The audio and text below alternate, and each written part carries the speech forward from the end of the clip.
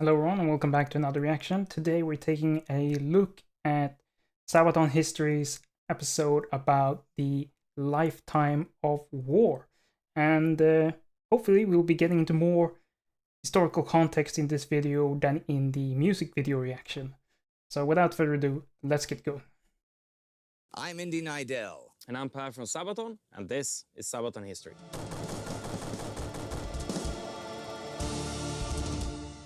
The 30 Years' War, 400 years ago, pitted Catholic Europe against Protestant Europe.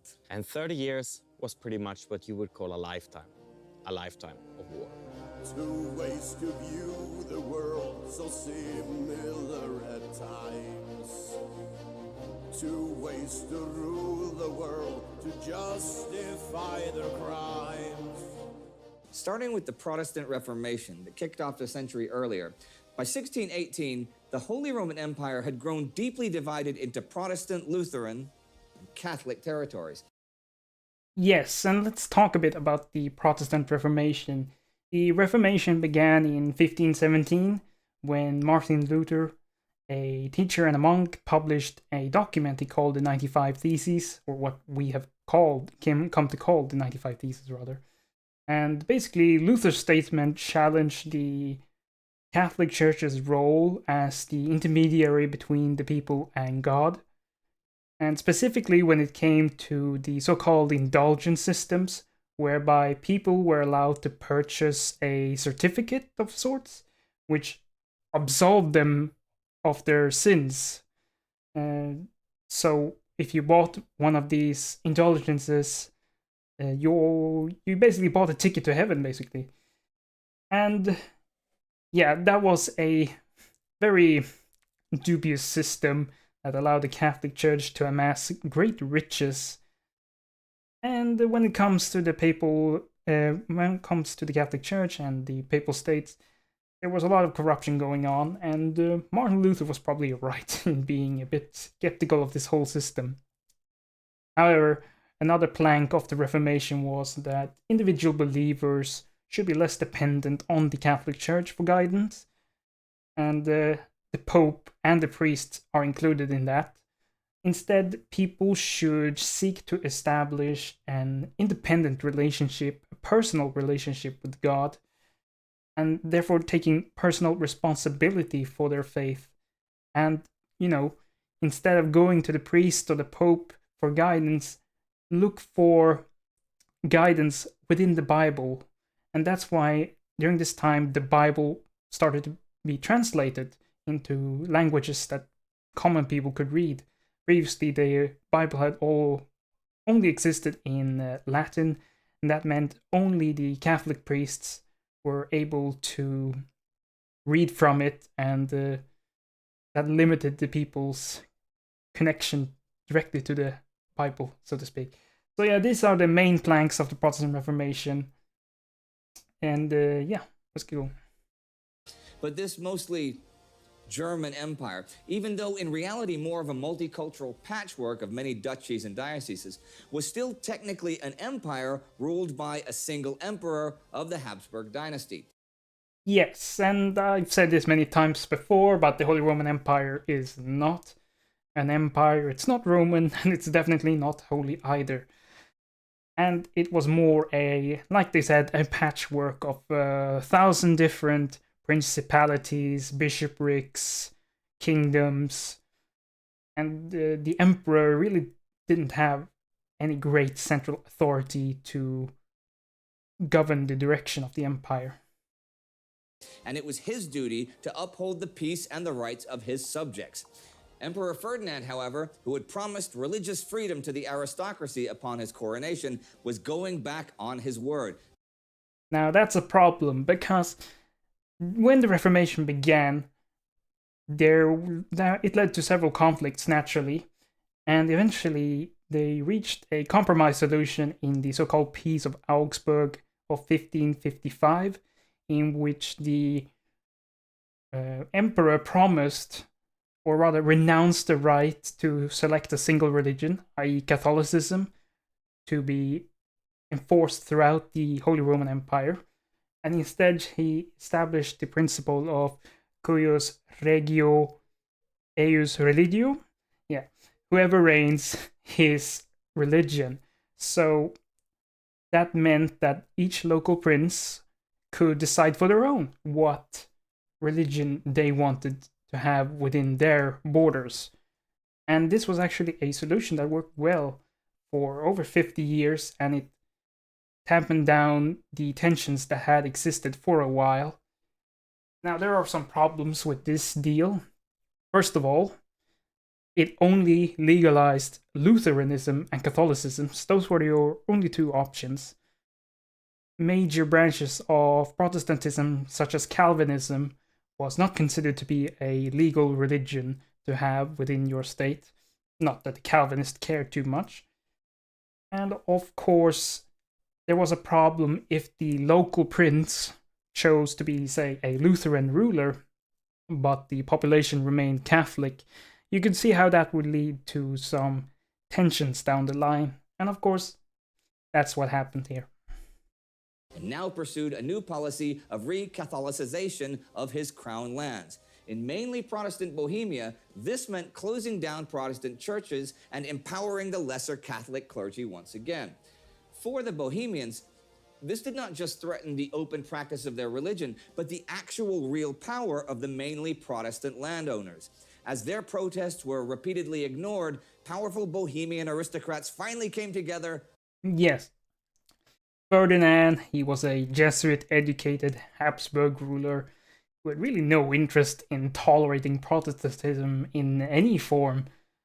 But the fact that he thought he could get away with this was a bit naive, with hindsight at least.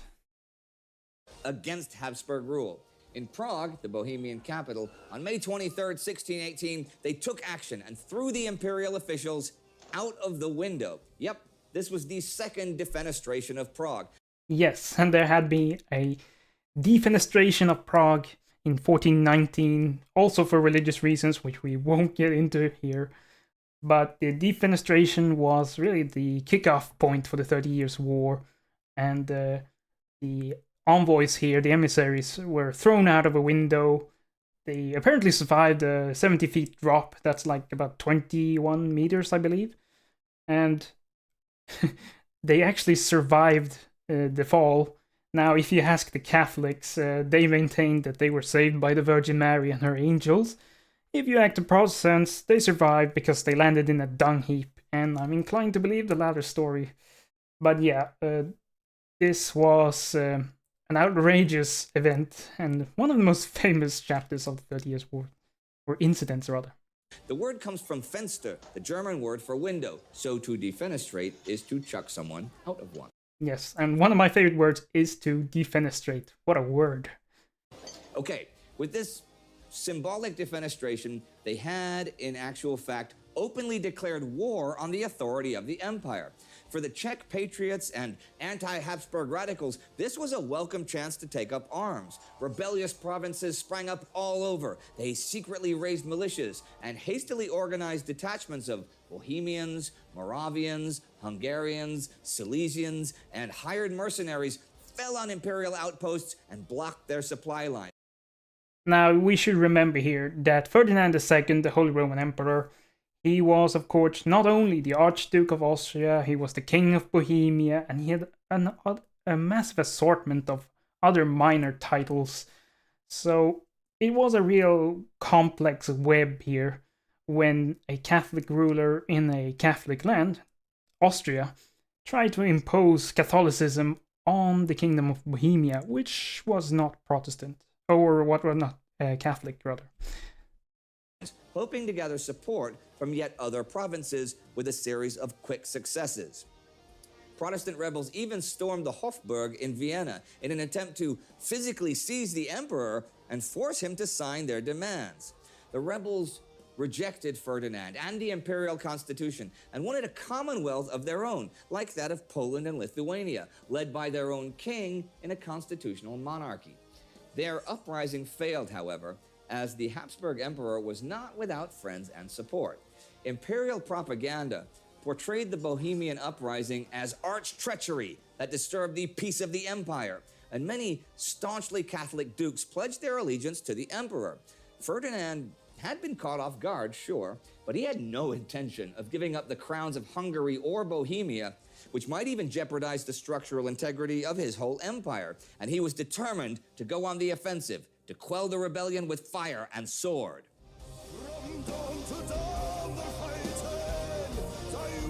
Yeah, he mentioned another important title here. King of Hungary was also part of his collection of titles. And when we refer to the Austrian Empire, we are really referring to the collective holdings of the Habsburg Emperor.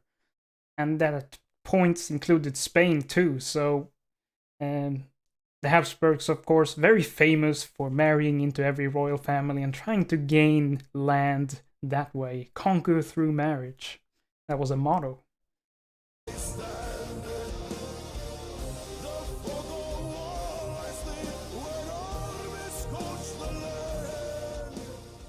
The war itself seems at first like localized rebellions over cultural and religious differences, but in reality, it revolved around the future of the Holy Roman Empire. Which was the primary Christian religion? Who had the power, the emperor or the dukes and their possessions? Political unity under one belief, or even more fragmentation with religious liberty? Ferdinand's strongest ally came from Bavaria. The zealous Duke Maximilian re-established the Liga, a covenant of Catholics, and raised an army with the blessing of the papacy. Under the command of his paladin, the Count of Tilly, they were eager to take the fight to the Protestants. Yes, the Count of Tilly is one of the more famous military commanders.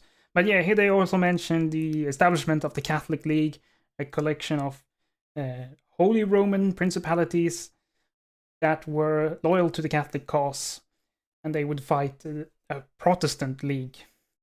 So you could see how things are going to spiral out of control pretty quickly here. And forced them to battle in late 1620. The Battle of White Mountain was one of the first major engagements of the war, and one of the most decisive ones. Tilly's forces, better led and supplied than their enemies, won a major victory and then took Prague that winter. But as kings and dukes quarreled over cities, estates, and property rights, for the common people living in Prague and the villages along the trail of armies, the horrors that accompanied war became reality. And this was not a temporary situation, because this war is called the 30 Years' War, because that's how long it lasted. And it is often said about the war that the longer it went on, the more the violence and cruelty intensified. But really, the seeds of uncontrolled violence were already planted in the early stages. Discipline among the common soldiers was usually pretty low, and more so on the side of the rebels. Irregular forces particularly raged among the local populations. Polish skirmishers, Hungarian raiders, and Croatian cavalrymen terrorized panicked peasants and refugee columns. Marauders and bandits roamed alongside the marching armies, and the enlisted soldiers were often not much better behaved. Yes, and why is this the case? Well, there are of course several reasons for this. For one, most people who enlisted in these armies or were either, of course, enlisted, conscripted, and or they were mercenaries. Of course, mercenaries, they fight for payment, and they fight for plunder. And the enlisted soldiers, well, they also sort of fought for their own well-being and their family's own well-being. And you have to remember, at this time, there were really not professional armies as we think of them today. And of course, that meant there were, if you had any pay at all, which sometimes wasn't the case, then the pay was often very low, and so you had to supplement that wage by, plundering, basically. And if you, of course, didn't have a wage, well, then the commanders often promised plentiful loot and plunder along the way as a form of payment. So you could see how this senseless violence really is motivated often not by a sense of, inhumanity. Of course, there was a lot of that, but, people had to get paid. And, who's gonna be a soldier for free? Especially after long and dangerous sieges, when pumped up and often drunk soldiers had been forced to storm a city under fire, They would afterwards take out their rage and fear on the locals. Yes, of course, that's also a reason. This has a tendency to happen with sieges. Sieges are long, drawn-out affairs often, which are often very hard for the besieging army, with diseases being very common. And so, when a siege is finally over, you can take out your rage and your dismay at the local townspeople who had resisted you, who are being perceived as having caused the pain for resisting the armies. From house to house, they plundered and stole everything they could carry. If they did not find anything, or if others were quicker than they were, because it was first come, first serve when it came to plundering, they would turn on the helpless citizens. Men, women, and even children were brutally tortured for the slightest chance of hidden valuables.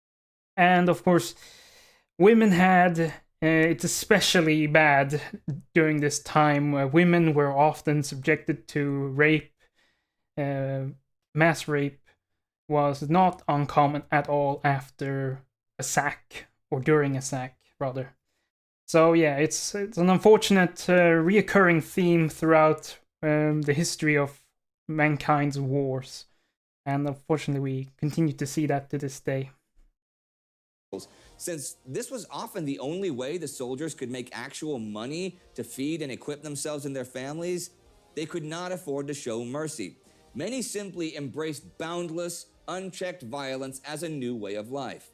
The fall of Prague marked the collapse of the Bohemian Confederation, but the war itself obviously did not end, as the triumphant Ferdinand failed to take advantage of his victory. He would not listen to any compromise of his demands to restore his full authority. There was no chance for religious equality after the revolt, and instead, he condemned captured rebels to an agonizing death, while the escaped ringleaders were under an imperial ban.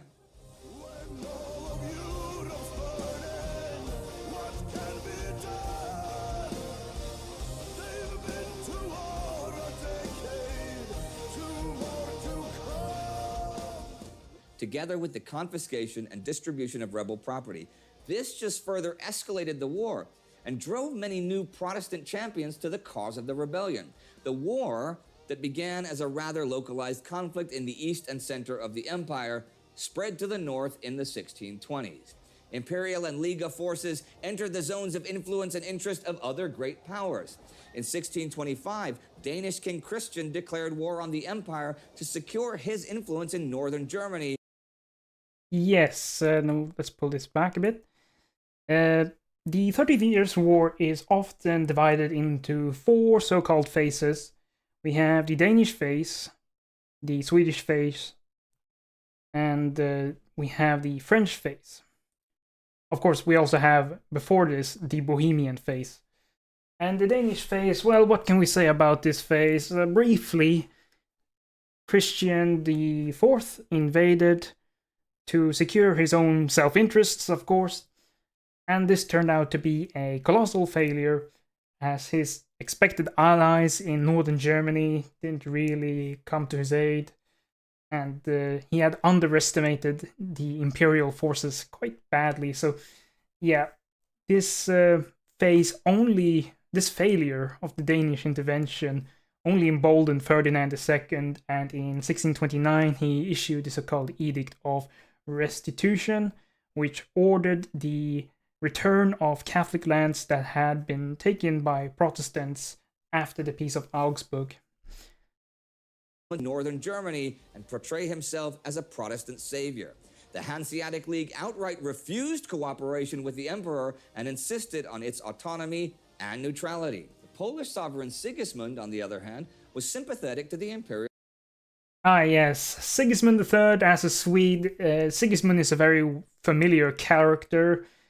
He had actually been the king of Sweden at one point, and was actually the king of a united Swedish-Polish realm for a very brief time. He is the son of Johann III, which is, of course, in turn the son of Gustav Vasa, the founder of modern Sweden. So you could see he was a direct descendant to Gustav Vasa, he had the best claims to the Swedish throne, but a civil war prevented him from taking up that throne. And of course, why? Well, Sigismund was raised a Catholic. But we'll get chances to talk about Sigismund in the future, I think. Real cause and introduced the Cossacks to European warfare, but also attracted the attention of the Swedes. In 1630, under the king and Lion of the North, Gustav Adolf, they set out to secure their interest in the Baltics. Yes, the Swedish phase of the 30 Years' War is very famous because of Gustavus Adolphus. Now, Gustavus Adolphus is sometimes called the father of modern warfare for his military innovations, and he certainly was a brilliant general. And in terms of statecraft, he was also brilliant. He made many necessary reforms that laid the foundation for modern Sweden. And he is the king who will establish the Swedish Empire, the Great Power era in Swedish history. And of course, the Swedish intervention was also done for geopolitical reasons, and the Swedes would go on to win many successes on the battlefield throughout the 30 Years' War. Ironically, also, this intervention was subsidized by the French, which of course is a Catholic nation, but Cardinal Richelieu, who was the effective governor of France at this point, saw the opportunity to clank down on Habsburg power more tempting than defending the Catholic.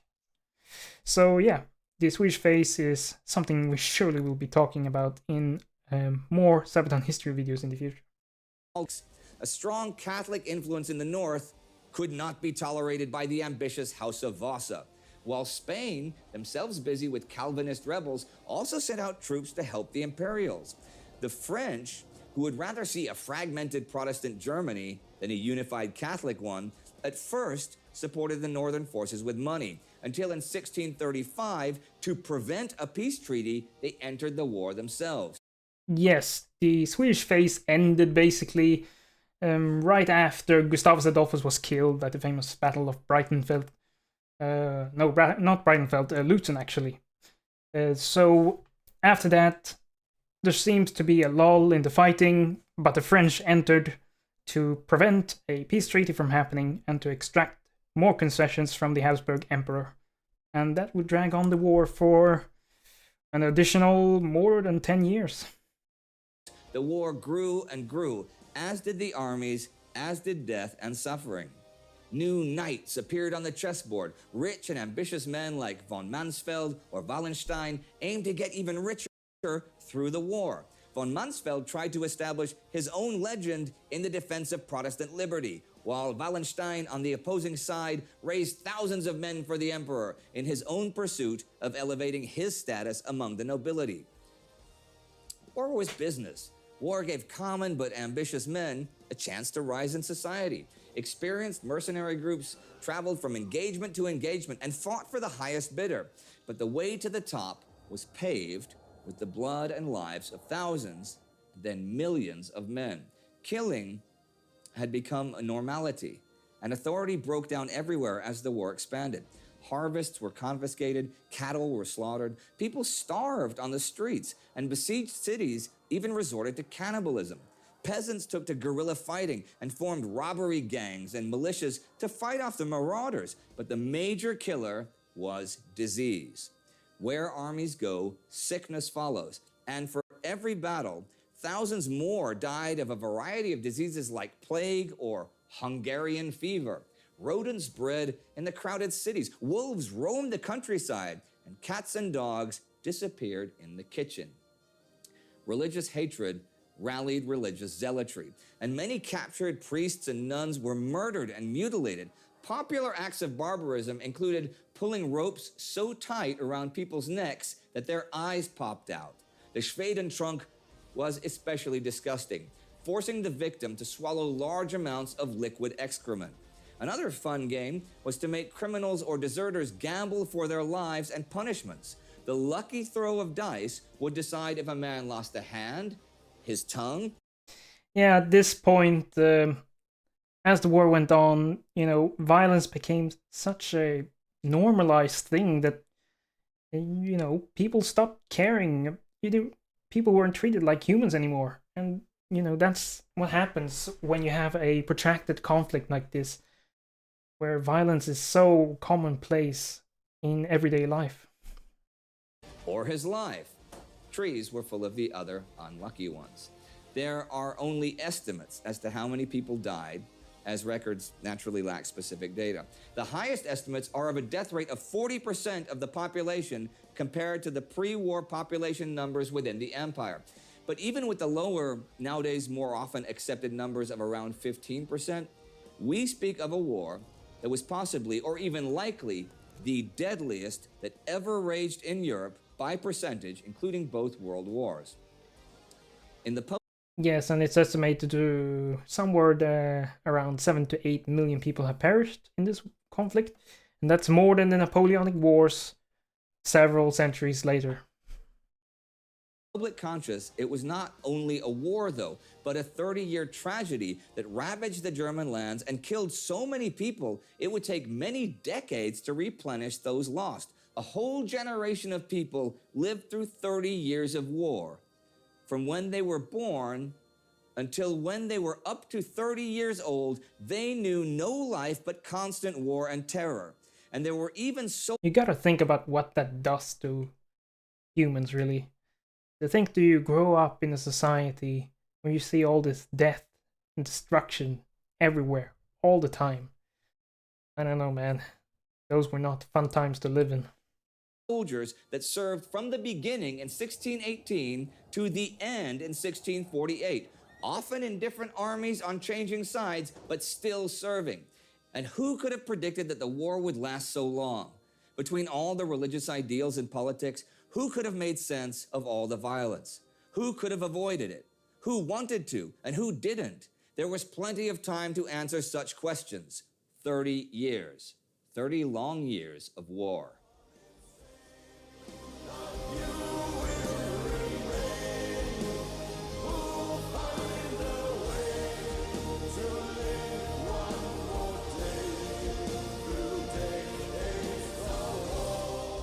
So, Per, what are we going to see now? We have some really amazing footage that pretty much nobody have seen. We shot a music video for a Lifetime Award. Yeah.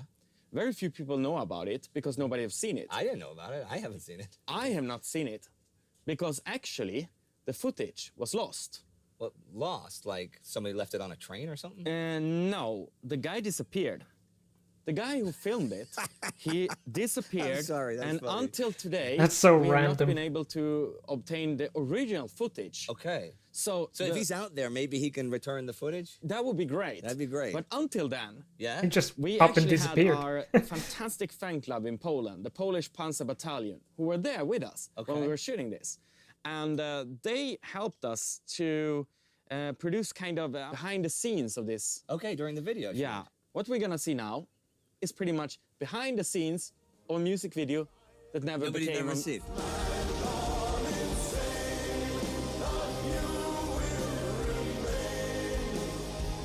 I feel dirty. So fucking dirty. Jesus.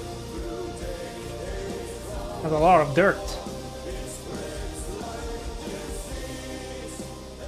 Okay, well, and there you have it, ladies and gentlemen. We hope you enjoyed that today. I certainly enjoyed it. That was totally new for me. And that was supposed to be the music video for a Lifetime Award, which never happened. Which never happened. And maybe one day we will actually get to see that video if that guy brings back the footage. Okay, well, thank you very much for today, Per. We will see you next time on Sabaton History.